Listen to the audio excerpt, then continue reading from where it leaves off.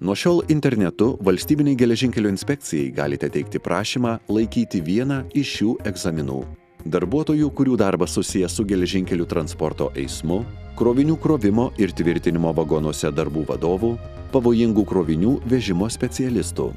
Jei esate įmonės atstovas, galite teikti prašymą dėl grupės jūsų įmonėje dirbančių asmenų.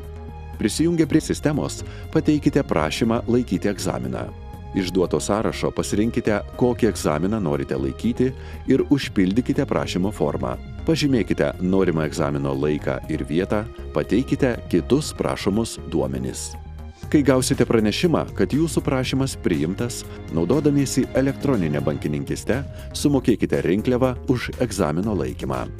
Paskirtą dieną atvykite laikyti egzamino.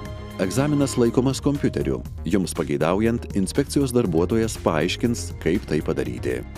Kai atsakysite į testo klausimus, sistema iš karto patikrins ir įvertins jūsų egzaminą. Jums nereikės laukti, kol egzamino testą ištaisys inspekcijos darbuotojas.